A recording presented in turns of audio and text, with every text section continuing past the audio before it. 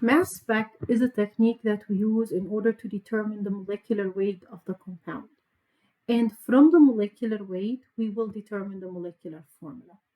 Normally, in the proton NMR, you will be given the proton NMR spectrum. There might be a possibility you will not be given the molecular formula of the compound. So, from the mass spec data and the molecular weight that you are given, you have to determine the molecular formula. So, the idea for mass spec, normally you start with a molecule and you subject the molecule with a beam of a very high energy electron. The molecule will absorb the energy and become electronically charged. When it does that, it's going to spit an electron, meaning that it's going to lose an electron. When it loses an electron, it's going to become a radical cation. We call this a parent ion. This will show at the last peak in the mass spec. And this will give us information about the molecular weight of our compound.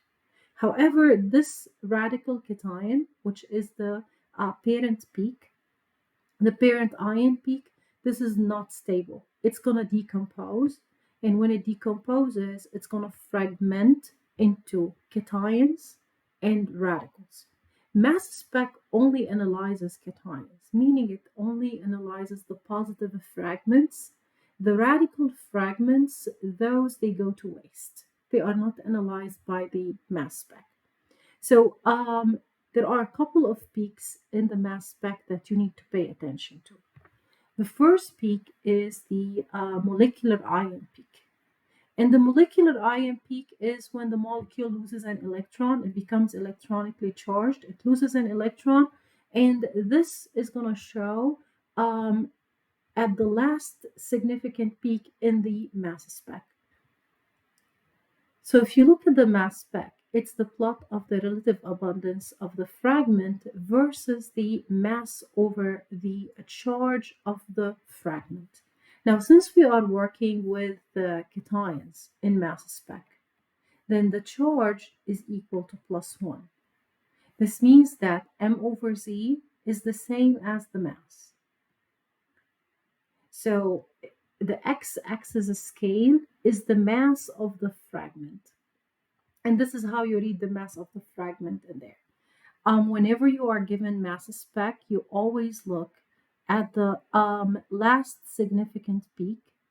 And the last significant peak is called the molecular ion peak. Another name for it is the parent ion.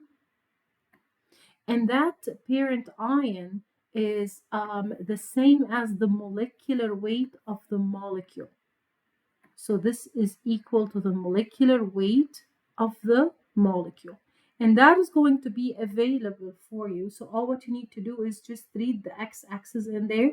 And we know that the molecular weight here is 86. From the molecular weight, you will determine the molecular formula. I'll show you how. So this is one peak that we care about, which is the last significant peak. Another peak is the isotope peak. Because whenever you have carbons or you have hydrogens in your structure, then there's a possibility that you have carbon 13 or hydrogen 2, for example. So in this case, you're going to end up having the m+1 peak, which is the isotope peak. And that isotope peak is going to be +1 from the molecular ion. So that tiny, tiny peak that you see over here, let's go ahead and enlarge that. So that tiny peak over here, this is the isotope peak. It is not the molecular weight peak. It is it's the isotope molecular weight of the compound. So the compound that contains an isotope. And there, this is the second peak that we care about. And then the last peak that we care about is the base peak. The base peak is a peak which occurs at 100% relative abundance. This is the tallest peak in the spectrum, and this represents a fragment from the molecule that you are analyzing.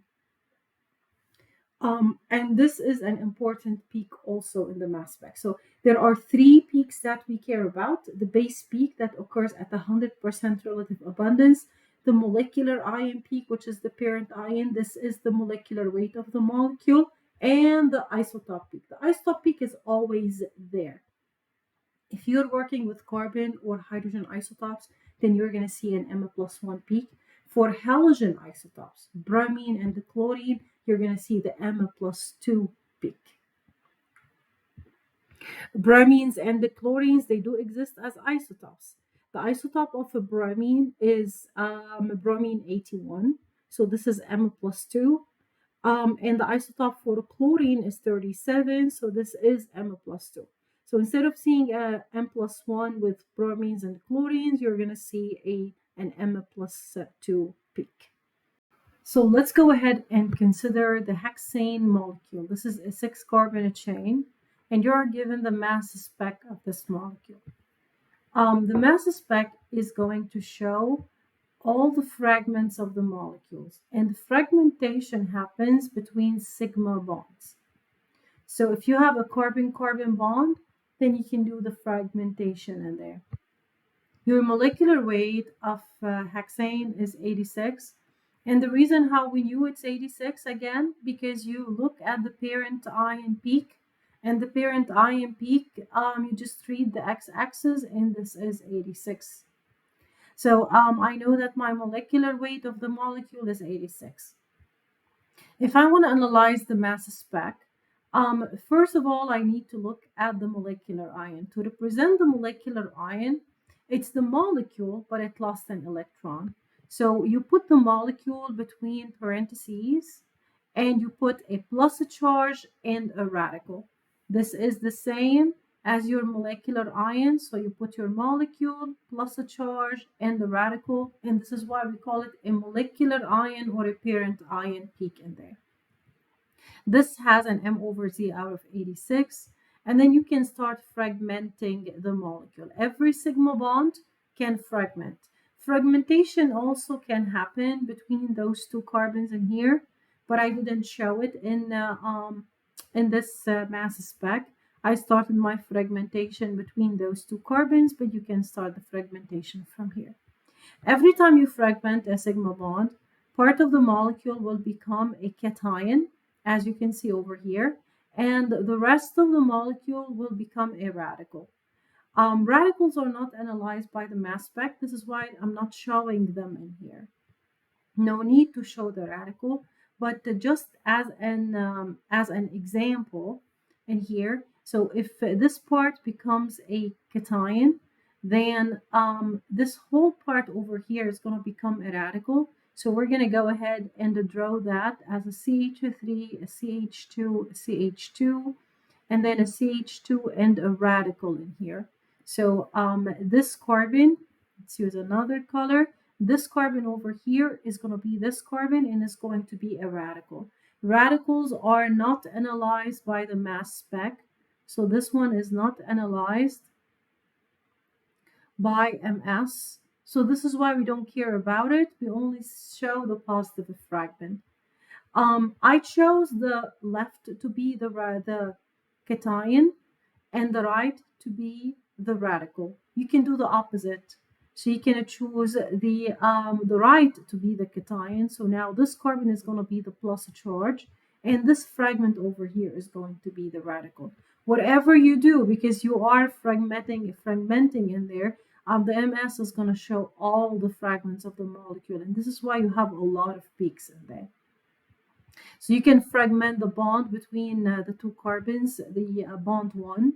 You can fragment the bond 2, and then in this case, I'm going to have 3 carbons, and this carbon is going to be a cation. This means the rest of the molecule will be a radical. You don't have to show. I can fragment bond 3, or I can fragment bond 4 in there, and then as you go. Every time I make a cation fragment, that is going to show in the mass spec. Here, your base peak is the tallest peak in there in the spectrum, and that is at 100% relative abundance. So my base peak here is M/Z 57. You can simply look at your mass spec and read your base peak. There are some fragments that are important to know because these fragments they occur in most of the molecules. And the first fragment is the M over Z29. This is an ethyl group. So if you are losing an ethyl group, then this means that you are losing a 29 mass, a mass of 29. So whenever you see that your molecular weight has lost a mass of 29, think of an ethyl group, and this becomes in handy so you would know that your structure will have an ethyl group. So the ethyl group, the propyl group, these are important to know their masses in there, the 29 and the 43. This is another example over here. This is decane. It's a 10 carbon chain. Again, you can break any of these sigma bonds, and as you break the sigma bond in there, you're going to get the fragment. The molecular ion is normally the last significant peak because here I do have two peaks. Then one of them is going to be the M plus, the molecular ion radical, and the other one is going to be the isotope. This is the mass spec of benzene fragments. So over here, I would end up fragmenting the sigma bonds on the benzene and the pi bonds on of the benzene. So I'm going to get a lot of fragments. The most important one is the base peak, which is the molecular weight of the benzene. And it is the benzene whenever it loses an electron. So the molecular weight of the benzene is going to represent the parent ion of the benzene. And to represent the parent ion of the benzene, draw the benzene, put it in the brackets or parentheses, and then put a plus and a radical in there. The base peak, it happens. It's not always the case because in most of the cases, the base peak is different than the molecular weight peak. But here it happens that the base peak is the same as the molecular ion peak in there. And then you have your isotope. The isotope is the possibility of having carbon 13 or hydrogen 2 within the structure. And this is from where the M plus 1 peak comes. Now, functional groups, they undergo different types of cleavages, especially carbonyls in there. So carbonyls has a special type of cleavage, which we call the alpha cleavage. When you look at the carbonyl, there are two carbons around the carbonyl. If we're working with ketones, if we are working with an aldehyde, then in this case, there is one carbon around the carbonyl. So this is an aldehyde, and this is a ketone in there. Now, the carbons that are connected to the carbonyls, we're going to call them an alpha carbons. So for the ketone, you have two alpha carbons. For the aldehyde, you have one alpha carbon. And the type of cleavage between the carbonyl and the alpha carbon is called an alpha cleavage. So when I say an alpha cleavage, I mean the cleavage between the alpha carbon and the carbonyl. Ketones have two alpha carbons. If the R's are different, then I can do an alpha cleavage on this side. Doing an alpha cleavage on this side is going to leave me with a plus charge on the carbon and the radical on the R. This is not analyzed, you don't have to mention that. Or it's going to leave me a plus a charge on this carbon and a radical on this R prime. Now, when you form the cation fragment, this particular fragment undergoes resonance. Why? Because this carbon over here is positive charge. It is not octet. It has 6 electrons. So if you can do resonance and make this carbon being octet, then it's going to be more stable fragment in there. This is called a resonance stabilized. It is an acylium ion. So this is an acylium ion and this is an acylium ion. This is a resonance stabilized fragment of the acylium ion, and it exists at a higher percentage than this fragment over here. Alcohols also undergo alpha cleavage, and with alcohols, the alpha carbon is the carbon that is connected directly to the OH in there. So if I break the bond between the carbon and the R, this is called an alpha cleavage. then in this case, the R is going to be a radical, and this carbon is going to be a plus charge. This is resonance stabilized as well. So if you can always make the carbon being octet, go ahead and do this. And the fragment is going to exist at this in this form at a higher percentage than it exists in the carbocation form. I can also cleave this bond, and in this case, I would end up having the R being the cation that is analyzed by the mass spec, and the whole thing, this carbon over here, is going to be a radical that is going to simply go to waste. Another fragment for the alcohol, because the molecule is run under a beam of high energy electron, there is a lot of heat going on. It's actually a furnace that is burning the molecule. So there is a lot of heat going on in the mass spec. And since alcohol can dehydrate, can lose water, dehydration can happen. And dehydration can happen by losing the alpha OH and the beta hydrogen. So you're going to lose water in this case, and one of the peaks will appear to be an alkene. And that is going to show as a fragment. So when you are doing the calculation and you see that your molecule lacks the OH and the hydrogen masses, meaning that you lost water, then in this case, think that you are forming an alkene, especially if you are starting with an alcohol. Okay. Let's say you have this molecule over here, and you want to get two fragments from this molecule, the 85 and the 71. The first thing that you would need to do is get the parent ion peak for this molecule. And to get the parent ion, you know that carbon is a 12, hydrogen is 1. So do your calculation over there. Get the molecular formula, meaning that count your number of carbons, hydrogens that you have in there, get the molecular formula, and the molecular formula for this one is going to be C1, 2, 3, 4, 5, 6, and 7. So it's going to be C7, and H, this is going to be 6. That is going to be 5, this is going to be 11, 12, 13, 14, 15, and 16. So this is C7H16. It's an alkane. So go ahead and do your molecular weight, and you're going to get the M over C 100. So now I want two fragments. I want the 85 fragment and I want the 71 fragment. So in order to do an 85 fragment in there, you are losing 15 out of 100. So the M over Z, which is 15, is going to be a CH3. So this means over here you're losing a CH3 fragment. So all what you need to do is just to break this bond. So once you break this bond, the CH3 is going to be a radical. This one is not going to be analyzed by the mass spec. And the rest of the molecule will have M over Z85.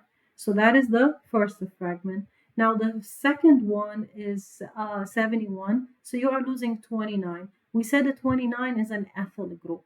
So over here, you will be losing an ethyl group. So the ethyl is going to be the radical that's not going to be analyzed by the mass spec, and the rest of the molecule will be a cation that will be analyzed by the mass spec.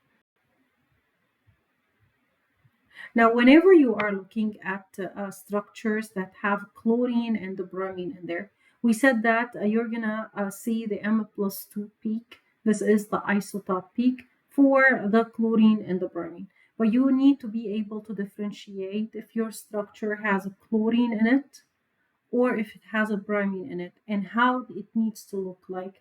So you always look at the parent ion peak and the isotope peak.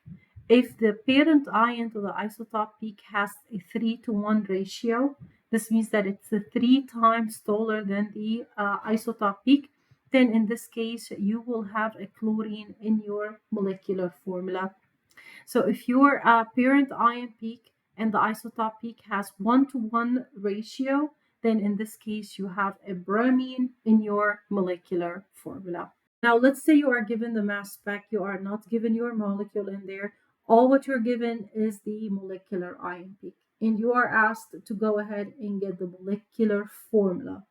So to get the molecular formula, these are the steps that you're going to always follow. We're not going to deviate from those steps in there. So let's have an example. If you are given a mass spec and that mass spec has a molecular ion of 86, this is all what you need. What you need is the actual molecular ion, and from that molecular ion, you are going to deduce your molecular formula. So first of all, you need to check and see if your molecular ion is even. If it is even, this means that the compound is going to contain carbon, is going to have hydrogens, of course, and it's going to have possible oxygen atoms. How many you are going to determine, okay? Now, if the mass is odd, this means that you're going to have odd number of nitrogens, meaning you're going to have one nitrogen, or you're going to have three nitrogens, or you're going to have five nitrogens, and as you go. What is going to determine how many nitrogens you have is your actual hydrogen NMR spectrum. And you also need to go with the number of hydrogens because your proton NMR spectrum will tell you how many hydrogens you have. So once you are calculating your molecular formula, you got to stop whenever you reach the desired number of hydrogens. So you take your molecular ion, which is 86, and you divide it by the mass of one carbon. The mass of one carbon is 12, and what you're going to get is the maximum number of carbons that you have. So the maximum number of carbons here is 7, and whatever is left, because if you do 7 times 12, that is 84, you have a total of 86. So whatever is left is 2 hydrogens. So whatever is left, you just put it as the number of hydrogens. Now, whatever I have here, this is the starting formula. It is not the final one because it doesn't make sense to have 7 carbons and 2 hydrogens. Now you gotta continue, and we're gonna take 1 carbon, we're gonna replace it by 12 hydrogens. So you're gonna have a total now of C6H14. This is gonna be a possible formula, and the way that you know, look at your proton NMR, because the proton NMR will tell me how many hydrogens I have. So if your proton NMR shows that you have 14 hydrogens for the integration, then you stop here. If it shows you have less, then you have to continue. When you continue, you're going to take a CH4 out and you're going to replace it by one oxygen. So your possible molecular formula is this one, and you're going to keep repeating until you reach the desired number of hydrogens that is found in your proton NMR spectrum. In the next video, I'll go over how to solve problems using proton NMR in mass spec.